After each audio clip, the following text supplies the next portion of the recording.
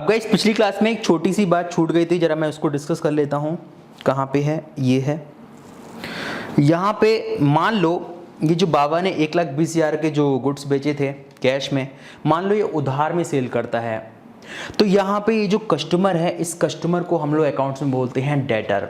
यहाँ पे एक बात ध्यान रखना, यहाँ पे बी साइलेंट है, कोई भी इसको डेप्टर नहीं बोलेगा, कोई भी इसको डिबेटर नहीं बोलेगा। तो बस ये छोटी सी बात थी। अब लौट के आते हैं अपनी बुक पे। अब आता है हमारा meaning of accounting. Accounting is the art. Accounting क्या है? आर्ट। आर्ट का मतलब कला, वो वाली कला नहीं जो आप ड्राइंग करते हो, वो वाली कला नहीं है। यहाँ पे आर्ट का मतलब होता है आर्ट फॉर्म। जैसे कि बॉडी बिल्डिंग एक कला है, हर किसी की बस की बात नहीं है अच्छी बॉडी बना ले। डांस एक कला है, आर्ट फॉर्म है। ऐसे ही टीचिंग जो है, टीचिंग भी एक कला है। तो यहाँ पे उस वाली कला की बात हो रही है। जितना अच्छा अकाउंटेंट होगा, जितना एक्सपीरियंस अकाउंटेंट होगा, उतनी ही अच्छी अकाउंटिंग होती है। Accounting is the art of recording, classifying and summarising. अब ये रिकॉर्डिंग, क्लासीफाइंग, समराइजिंग क्या होता है, आइए समझते हैं। पहचानिए इन लोगों को, कौन है ये लोग? ये हमारे चुलबुल भाई साहब हैं, बाबा का बेटा, और ये बाबा की वाइफ हैं। क्या नाम है इनका? बुलबुल। तो यहाँ पे जो बुलबुल मैडम है, चुलबुल से कहती हैं बेटा जा जाके फल और सब्जियाँ ले आ। कुछ फल के नाम बताती हैं, कुछ वेजिटेबल्स के नाम बताती हैं। तो यहाँ पे चुलबुल है, चुलबुल कहता है अच्छा मम्मी ले आता हूँ, पहले मैं लिस्ट बना लेता हूँ। अभी जो चुलबुल है, चुलबुल अपने रूम में जाता है और रूम में जाके बहुत ही अच्छे से लिस्ट बनाता है। जितने भी फ्रूट्स होते हैं उनको रेड कलर में लिखता है और जितने भी वेजिटेबल्स होते हैं उनको ग्रीन कलर में लिखता है। अब आपको याद होगा मैंने क्लास 3 में आपको कुछ बताया था कि सबसे पहले अकाउंटिंग प्रोसीजर में क्या होता है।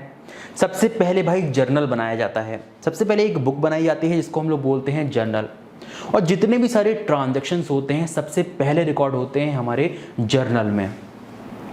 अब अकाउंटेंट क्या करता है, जो भी उसके बिल्स होते हैं, परचेज के बिल होंगे, रेंट का बिल होगा, इलेक्ट्रिसिटी का बिल होगा, सबसे पहले क्या करेगा, अलग अलग बिल फाइल बनाएगा। परचेज की अलग बिल फाइल बनाएगा, और जो डिफरेंट टाइप के अलग अलग टाइप के बिल होते हैं उनकी अलग फाइल बनाएगा, और उसके बाद इन सबको रिकॉर्ड करेगा कहाँ पे? जर्नल में। तो ये होती है रिकॉर्डिंग। इसके बाद क्या होता है, अभी जो मम्मा है, चुलबुल की मम्मा जो है बुलबुल मैडम, ये क्या करती हैं, जितने भी फल होती हैं उनको अलग करती हैं और जितने भी वेजिटेबल्स होते हैं उनको अलग करती हैं। और यहाँ पे फ्रिज में जो सबसे ऊपर वाली टोकरी होती है वहाँ पे फ्रूट्स रखती हैं, और जो नीचे वाली टोकरी होती है वहाँ पे वेजिटेबल्स रखती हैं।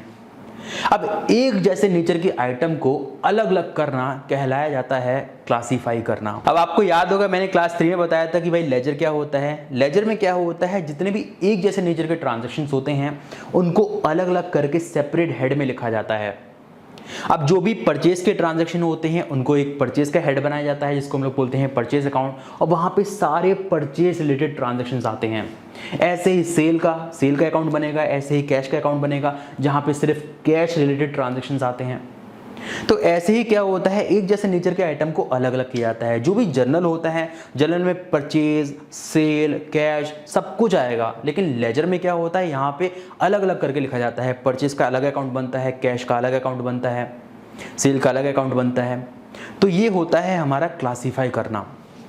इसके बाद क्या होता है, अभी जो फ्रिज है, फ्रिज में भाई अपने फ्रूट्स और वेजिटेबल बिल्कुल अच्छे से आराम से लगे हुए हैं। अब दूर से आप देखोगे तो बहुत सुंदर लगेगा आपका जो फ्रिज है कि भाई ये फ्रूट्स रखे हैं, ये वेजिटेबल्स रखे हैं, साथ में यहाँ पे बॉटल्स वगैरह रखी होंगी, यहाँ पे आपकी सारी बॉटल्स वगैरह होंगी, यहाँ पे और भी सारी चीज़ें सामान वान होगा। तो आपका जो फ्रिज होगा बहुत ही अच्छा लगेगा दिखने में। तो आपको याद होगा समराइज़ करने का मतलब मैंने आपको क्या बताया था, मैंने आपको बताया था ट्रायल बैलेंस भी होता है, जहाँ पे क्या होता है, जो भी अकाउंट होते हैं, अकाउंट का जो भी क्लोजिंग बैलेंस आता है, क्लोजिंग बैलेंस कहाँ लिखा जाता है? ट्रायल बैलेंस में। यानी कि ट्रायल बैलेंस क्या होता है, जितने भी लेजर अकाउंट होते हैं उनकी समरी होती है। तो भाई आपको समझ में आ गया होगा कि भाई रिकॉर्डिंग क्या होता है, क्लासीफाइंग क्या होता है, समराइजिंग क्या होता है। अब लौट के आते हैं अपनी बुक पे। लिखा है accounting is the art of recording, classifying and summarising in a significant manner, यानी कि बहुत ही अच्छे तरीके से, एक सलीके से, and in terms of money. अभी जो ट्रांजैक्शंस होते हैं, ट्रांजैक्शन का मतलब मैंने आपको समझाया था कोई भी बिजनेस एक्टिविटी, या मैं कह सकता हूँ कर्म। अभी जो ट्रांजैक्शन होता है, ट्रांजैक्शन पैसे से रिलेटेड हो भी सकता है, नहीं भी हो सकता है, लेकिन अकाउंटिंग में उन्हीं ट्रांजैक्शन को रिकॉर्ड किया जाता है जिनको हम लोग मनी के टर्म्स में वैल्यू कर सकते हैं। यानी कि जो पैसे से रिलेटेड ट्रांजैक्शन होते हैं उन्हीं को हम लोग रिकॉर्ड करते हैं। Transaction and events which are in part of at least financial character and interpreting the result thereof. जितने भी सारे ट्रांजैक्शन होते हैं उनकी रिकॉर्डिंग होती है, क्लासीफाई किया जाता है, समराइज किया जाता है ट्रायल बैलेंस में। उसके बाद एंड में क्या होता है, एंड में 31 मार्च को आपका प्रॉफिट एंड लॉस अकाउंट और बैलेंस शीट यानी कि फाइनल अकाउंट्स बनते हैं। और उसके बाद भाई जो भी उसको हम लोग बोलते हैं रिजल्ट, जो भी आपका प्रॉफिट एंड लॉस अकाउंट और बैलेंस शीट बनती है उसको हम लोग रिजल्ट बोलते हैं। और उसके बाद एनालिसिस किया जाता है कि भाई हमारा जो बिजनेस है, बिजनेस की फाइनेंशियल परफॉर्मेंस कैसी है। फाइनेंशियल परफॉर्मेंस पता लगती है प्रॉफिट एंड लॉस अकाउंट देख के, और बिजनेस की जो फाइनेंशियल पोजीशन होती है वो पता लगती है बैलेंस शीट देख के। प्रॉफिट एंड लॉस अकाउंट में आपका प्रॉफिट पता लगता है या लॉस आया है वो पता लगता है, और जो बैलेंस शीट होती है बैलेंस शीट देख के पता लगता है कि भाई बिजनेस की संपत्तियां कितनी हैं, असेट्स कितने हैं और बिजनेस की लायबिलिटीज कितनी हैं यानी कि दायित्व कितने हैं। यानी कि बैलेंस शीट से पता लगता है कि बिजनेस की औकात कितनी है। तो एंड में क्या होता है, एंड में अकाउंटिंग का जो एंड में क्या होता है, अकाउंटिंग के एंड में ये भाई एनालाइज किया जाता है कि भाई बिजनेस जो है वो अच्छा चल रहा है या बेकार चल रहा है, बिजनेस में क्या डिसीजन लेने चाहिए। ये सारा का सारा एंड में जब रिजल्ट्स निकल के आते हैं, प्रॉफिट एंड लॉस अकाउंट बनता है, बैलेंस शीट बनता है, तो उसके बाद उसका एनालिसिस होता है। अब आगे बात करते हैं हम लोग अकाउंटिंग प्रोसीजर की। अभी जो अकाउंटिंग प्रोसीजर है मैंने क्लास 3 में डिस्कस किया था, अब यहाँ पे हम थोड़ा और डिटेल में जाते हैं। सबसे पहले क्या होता है भाई, जो भी अकाउंटेंट होता है अकाउंटेंट सारे बिल्स इकट्ठा करता है, और ये जो बिल्स होते हैं इनको एक सेपरेट फाइल में लगाता है जिसको हम लोग बोलते हैं बिल फाइल। इसको हम लोग वाउचर फाइल भी बोलते हैं। जो बिल फाइल होती है इसको हम लोग वाउचर फाइल भी बोलते हैं, और इनको हम लोग सोर्स डॉक्यूमेंट भी बोलते हैं। तो सबसे पहले क्या होता है, जो भी सारे ट्रांजैक्शंस होते हैं as evidenced by source document, यानी कि सोर्स डॉक्यूमेंट का मतलब क्या है, ये सबूत है कि भाई ये ट्रांजैक्शन हुआ है। अब जैसे बाबा ने जो स्टेशनरी खरीदी थी तो वहाँ पे जो इनवॉइस था, इनवॉइस क्या था, एक सबूत था। तो यहाँ पे सोर्स डॉक्यूमेंट में क्या क्या आता है, आपका जो भी कैश मेमो होता है, इनवॉइस होता है, कोई रिसीट होती है, पे स्लिप है, डेबिट नोट है, क्रेडिट नोट है, ये सारे के सारे ऐसे बहुत सारे होते हैं। ये सारे के सारे हमारे सोर्स डॉक्यूमेंट कहलाए जाते हैं। इन सबको इकट्ठा किया जाता है और इसको फाइल में लगाया जाता है, और उसके बाद जो अकाउंटेंट होता है अपनी अकाउंटिंग करता है। अब जरा एक एक करके देख लेते हैं कि ये जो भी सोर्स डॉक्यूमेंट हैं ये क्या क्या होते हैं।